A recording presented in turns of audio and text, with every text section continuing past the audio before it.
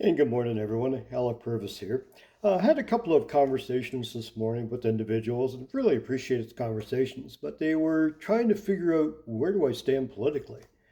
As you know, they said, you're a fiscal hawk, is that you're trying to create savings and find savings to be able to lower taxes, property taxes. And it's like, yeah, you're right. But also you're social progressive, as you know, you're trying to do something with the environment as far as increasing the tree canopy and a carbon sink at the old Imico site in Ward 2 on 200 Beverly. And it's like, yeah, you're right. Well, you're also trying to, as far as transit, is that you're insisting that we speed up as far as the public washroom at Guelph Central Station. It's like, yeah, you're right on that as well. And so they had a hard time trying to figure out, okay, well, are you a conservative? Are you a progressive? Like, what are you? And it's like, no, I'm a communitarian. Is I have no interest as far as partisan politics. I believe that on the municipal level, that we are here to represent everyone, and we should be representing everyone. And the only way that we could be doing that is by remaining nonpartisan. We need to put Guelph first, and that's one of the things that will be on my signs, on some of the signs, anyways. We need to focus on Guelph. You know, we are in a very unique situation here in Guelph, is that our MPP is Mike Schreiner from the Green Party that represents Guelph, but he's in a government that is basically progressive conservative. And then at federal level, we have a liberal government. So, from as being a candidate and someone that's representing the people of Ward 2, we need to work with numerous parties in order to be able to bring forth getting grants, getting whatever from these different levels of government. And we can't be alienating them or basically dissing them and, doing the whole protest, bleep this, bleep that, whatever. On the municipal level, we need to remain nonpartisan. You can't be involved in partisan politics because right away, what are you doing with some of the constituents in your riding? You're alienating them, and that's not why we're called for office. So that's the first thing I wanted to talk about is the fact that, I am a communitarian, is that I am looking forward to fiscally going through a lot of the audits and the books and everything else to try to find savings that will lower property taxes because we're being taxed to the max and that needs to stop. At the same time, from a social progressive viewpoint, I believe that the savings from where we find can be used to be able to help the homeless, can be used to be able to plant trees, different things. Property taxes don't have to go up. We just have a shift from savings to be able to use towards social services and these other aspects that will basically have some kind of an actual immediate impact. This whole let's do studies and 10 years, 15 years out, and $250 million, this and that, it doesn't go anywhere a lot of times. And a lot of times we make all these projections, oh, we're going to plant 3.8 million trees. We're nowhere near that target. People just need to be honest with that. We need to come back to reality and we need to be honest with our projections and with our targets. And when we fall short, either double down and hit those targets or realize, okay, it was folly to begin with. So that's the first aspect. Second thing is that, I was having a talk and they were saying you're very specific in your platform. And I said, yes, because I believe that all five of those things can be done in the first term as far as being a city councilor. I will be donating my money to the food banks. And basically, that, when you take away the taxes and everything else, that's $40,000 roughly a year that would be going to the two food banks, the seed and to Chombers. So, over a term, that's $160,000, 80,000 to each food bank.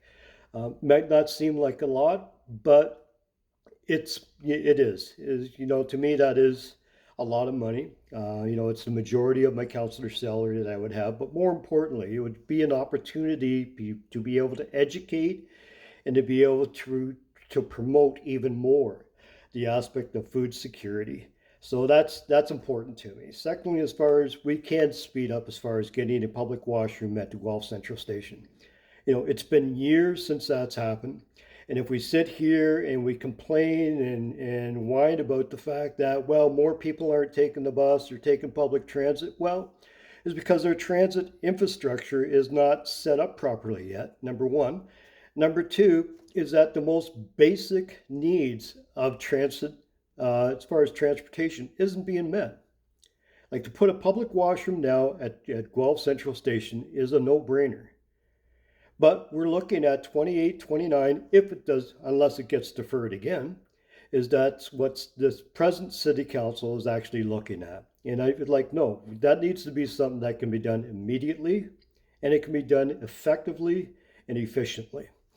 Third, as far as where I stand as far as the Umical site, I've been very plain on that. I've talked to a lot of different residents that live around there, different people within the ward. Is the 30 years of just putting a fence around that site. It's an eyesore. The city hasn't done anything. They need to give up on their grand scheme of making that a development. It's the most contaminated site in Guelph.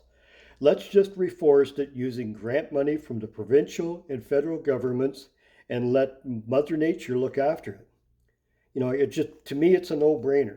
It's not going to cost taxpayers hardly anything. We spent millions on that site and nothing's come out of it. We've had one failed venture after another. And the biggest joke, and I know people don't like me talking about this, but we have to, is the biggest joke, the only structure that's been put on that site is basically a shack that the Tucker brothers put up. And that was a folly in and of itself. So let's start, get down to brass tacks. We want to increase as far as the tree canopy, as far as the numbers and everything. We want to help as far as the environment. We want to start restoring the land. And most importantly, create a carbon sink. The best thing that we could do is to reforest that site and basically, restore it back to its normal self. Again, grant money will do that. It's not going to cost taxpayers hardly anything at all. Public stage at St. George's Square. Again, another no-brainer. By having a public stage and putting it in the corner where the Royal Bank is there, looking out onto the entire square, just makes sense. All the city has to do is basically just put a power box there. Get one of the community groups, one of the groups from the arts and culture, the musicians, community service group, whatever, get them to fund it. And there will be people that will come forward, guaranteed, that would say, yes, we would like to be able to pay for the stage, just as long as we can have a little plaque saying sponsored by blah, blah, blah. People believe in our arts and culture community, and the best thing we could do in order to support it is give them an actual place where regularly they have an opportunity to be able to perform. Not only that, by putting a permanent stage there, what does that create? More foot traffic. You're going to have more people coming downtown on a regular basis, which in turn is going to help downtown businesses. And the other aspect as well that people keep forgetting is that when you have more people downtown, coming downtown on a regular basis, that's more eyes on the street, which creates more safety. So it'd make our downtowns a lot more safer as well. And studies have backed that up time and time and time again, is that more foot traffic downtown creates more safety. So we're able to take care of the safety aspect of our downtown. We're helping our arts and cultures community, and taxpayers aren't paying for it. We can get a community group to be able to do that. Let's support our arts and cultures community. Let's support our downtown, and let's support making downtown more safe, that people will want to come downtown to see various forms of entertainment and everything else. It just makes basic sense. And fifth, the other thing is we can't stop a levy as far as the hospital. Some people are talking about that we need to have savings, so we need to cut this, we need to cut that. I'm saying we don't need to cut anything. We just need to be smarter with your money and basically, use their money more effectively, find out where the wastes are in order to be able to move that savings into other areas so that we don't have to continue to increase taxes. That's basically all that I'm talking about. In this election, you're going to have a lot of people making very vague promises. They support the climate change. They support affordable housing. They support as far as less crime in the streets. but they're not offering solutions. None of them are. They're just doing these vague, broad strokes. And, we need to fix our roads and sidewalks. But they're not saying how they're going to be able to do that. Me, I am offering concrete solutions how we can do all of these things, whether it be as far as a washroom at public washroom at Guelph Central Station, whether it be as far as reforesting the contaminated site at 200 Beverly, whether it be as far as a public stage at St. George's Square, whether it be about as far as our food security and the issues with the homeless. I am offering solutions to all of those things, and they're not just vague, broad strokes. They're things that just make common sense, but we need a mentality shift at City Hall in the way that people think. So that's basically all I wanted to talk about. It's a lot in this video, but these are all things that I'm passionate about and that I believe in strongly. So yeah, people will try to pigeonhole me that, well, you're this or you're that and everything else, and it's like it's nonsense. I am a communitarian, is I'm probably the one person on City Hall that will probably be the most fiscal hawkish as far as things like the 33% pay raise and everything else. And I've been very outspoken on that. At the same time, I'm also probably the most social progressive person on council. Things like the daytime shelter, things like as far as, transit dignity. I've been very vocal on all of those things as well. Things like as far as the environment. We need immediate action, not these 10, 15-year plans that go absolutely nowhere or completely miss the mark. Let's do things that are functional now, that are efficient, cost efficient, and they actually have an impact now, not years from now, but right now. So anyhow, my name is Alec Purves, and I'm running for your representative to be on City Council for Ward 2 here in Guelph, Ontario. Take care.